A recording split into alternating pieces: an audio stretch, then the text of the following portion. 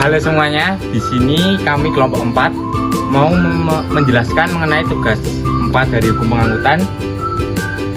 Di sini saya Thomas Dean dengan NIM 31.2022.047. Saya Randitya Syarial Tanjung dengan NIM 31.2022.021. Saya Femas Randika dengan NIM 31.2022.170.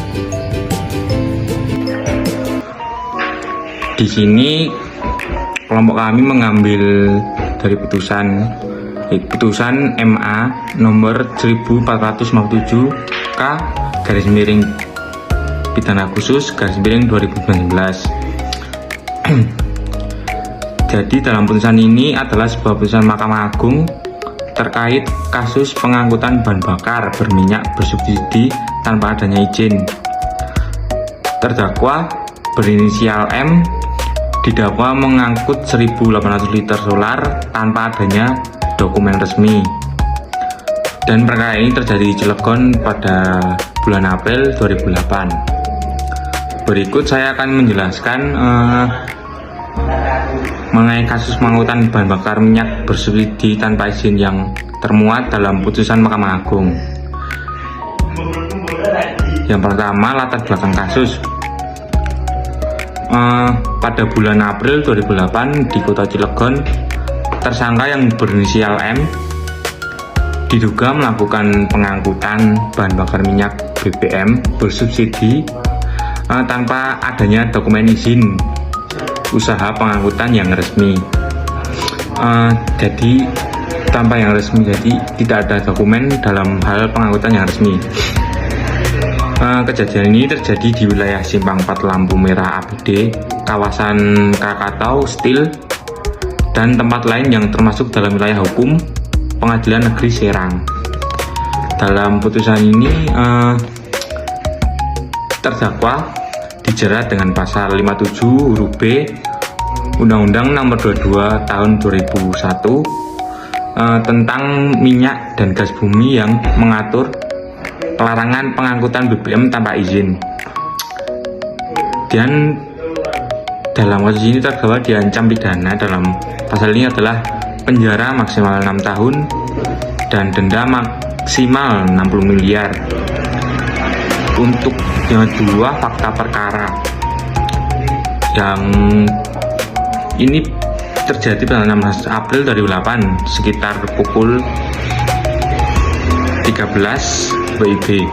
Tersangka mengangkut 1.800 liter solar menggunakan mobil tangki yang bernomor polisi tanpa dokumen izin yang resmi. Pengangkutan dilakukan dengan cara mengisi bahan bakar ke kendaraan dan alat berat di lokasi tersebut. Jadi bukan memakai mobil tangki, bukan, tapi mengisi di motor atau di mobil itu sendiri. Perbuatan tersangka melanggar ketentuan pasal 53 huruf B Undang-Undang Nomor 22 Tahun 2001 tentang minyak dan gas bumi yang mengatur pengangkutan BBM bersubsidi harus dilakukan dengan izin yang resmi.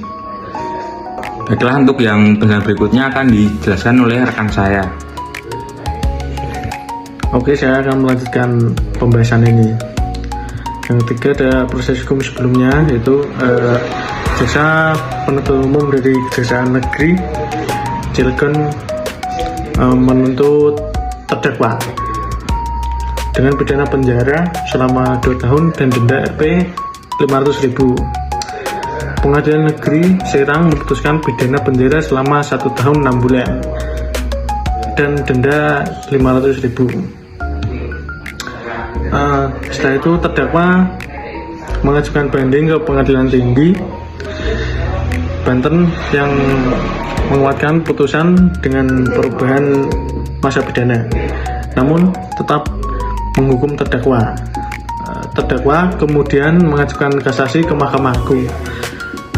Ada penolakan kasasi jaksa. Alasan jaksa yaitu hukuman 10 bulan dianggap tidak sesuai dengan tujuan penegakan hukum dan program studi pemerintah. pertimbangan MA, hakim banding atau judek fakti telah mempertimbangkan secara proporsional. Hukuman tidak melampaui batas maksimum atau minimum undang-undang sehingga tidak dapat diganggu gugat melalui kasasi. Terdakwa gagal memenuhi syarat formil, tidak melampirkan risalah kasasi sehingga ditolak. Dapat putusan Mahkamah Agung. Mahkamah Agung menolak permohonan kasasi dari jaksa penuntut umum karena alasan hukum dan fakta yang telah dipersidangkan. Hak asasi dari terdakwa yaitu mukhlisin serta permohonan kasasi dari jaksa tidak diterima atau dinilai tidak memenuhi syarat administratif. Mahkamah Agung memandang perbuatan terdakwa terbukti secara sah dan meyakinkan bersalah melakukan pengangkutan BBM bersubsidi tanpa izin. Untuk keputusan akhirnya yaitu menolak kasasi jaksa dan menyatakan tidak diterima kasasi terdakwa. Terus ada putusan PT Banten tetap berlaku 10 bulan penjara dan dendanya 500.000. Biaya perkara kasasi yaitu sebesar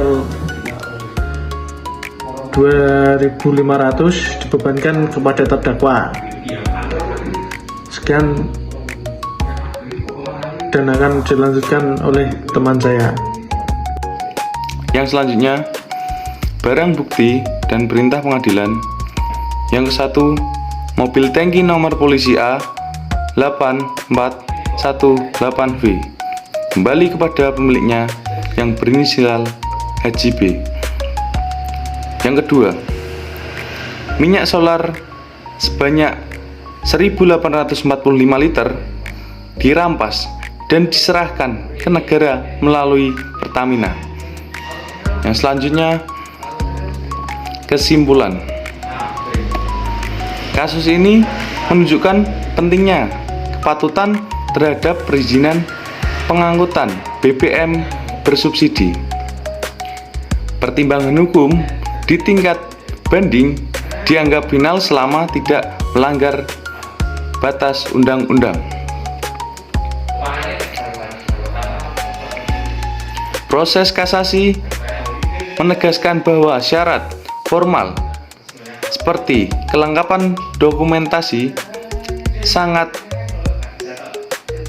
krusial dalam pengajuan upaya hukum. Dengan sosial putusan ini diharapkan menjadi peringatan agar masyarakat tidak menyalahgunakan BBM bersubsidi, sekaligus menjaga stabilitas program pemerintahan. Kasus ini menunjukkan bahwa pengangkutan BBM bersubsidi tanpa izin resmi merupakan pelanggaran pidana yang diproses secara hukum sesuai ketentuan yang berlaku, termasuk sanksi pidana, penjara, dan denda Mahkamah Agung.